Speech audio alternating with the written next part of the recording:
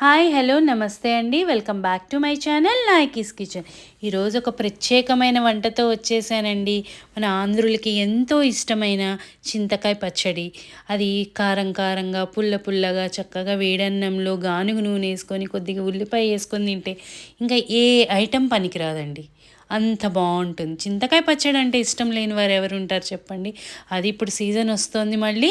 కాబట్టి ఒకసారి మనం చింతకాయ నిల్వ పచ్చడి నేను ఎలా తయారు చేస్తానన్నది ఒకసారి చూసేద్దాం రండి.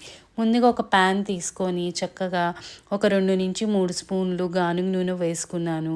ఒక 2-3 స్పూన్లు మినపప్పు వేసుకున్నాను. అందులో ఒక చిటికెడు మెంతులు, హాఫ్ స్పూన్ మెంతులు, ఒక 2 స్పూన్లు ఆవాలు, ఒక 2-3 స్పూన్లు మనకి ఇంగువ వేసుకున్నాను. తర్వాత ఒక 4-5 పచ్చిమిర్చి కారాన్ని బట్టి తీసుకోండి. ఒక 12-15 దాకా ఎండుమిరపకాయలు తీసుకున్నాను. ఇవి సిమ్ టు మీడియం పెట్టుకొని దారుణంగా వేయించుకున్నాను మంచి కలర్ వచ్చేంత వరకు. నాకు వెల్లుల్లి ఇందులో అలవాట్లేదు, మీరు కావాలంటే వేసుకోవచ్చు, ఇబ్బంది ఏమీ లేదు.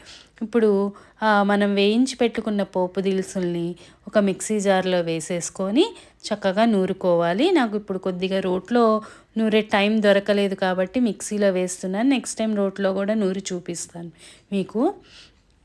ఒక 2-3 చక్కగా మా చెట్టాకులు వేసుకున్నాను, కరివేపాకు అలా వేసుకొని కచ్చా పచ్చాగా రుబ్బుకున్న తర్వాత మన నిల్వ పచ్చడి ఉంది కదా, నిల్వ పచ్చడి తీసుకొని మనము వేయించుకున్న కారాన్ని బట్టి మనం పచ్చడి వేసుకోవాలండి. ఎంత అంటే ఎక్కువగా పులుపు మరీ పుల్లగా ఉండడానికి కాకుండా కారాన్ని బట్టి మనం చింతపచ్చడి తీసుకోవాలి. నేను ఒక 2-3 స్పూన్స్ తీసుకున్నాను. తీసుకొని ఒకసారి కలుపుకొని స్పూన్తో ఇలా మిక్సీ పట్టేసుకున్నాను. ఇప్పుడు ఒకసారి ఓపెన్ చేసి చూద్దాము. చూసారా, కారం అంతా పచ్చడికి పట్టేసింది. అంతేనండి. ఇప్పుడు మనం ఆల్రెడీ ముందుగా కొద్దిగా పోపు వేయించి పెట్టుకున్నాం కదా, ఆ పోపు అంతా వేసేసుకొని కొద్దిగా నూనె ఎక్కువే పడుతుంది. నూనె ఎక్కువ వేసుకొని చక్కగా కొద్దిగా కొత్తిమీర వేసేసుకొని అన్నంలో కలుపుకొని తినేయడమేనండి. అంతే సింపుల్, 2 మినిట్స్లో అయిపోతుంది నిల్వ పచ్చడి ఉంటే. నచ్చిందా?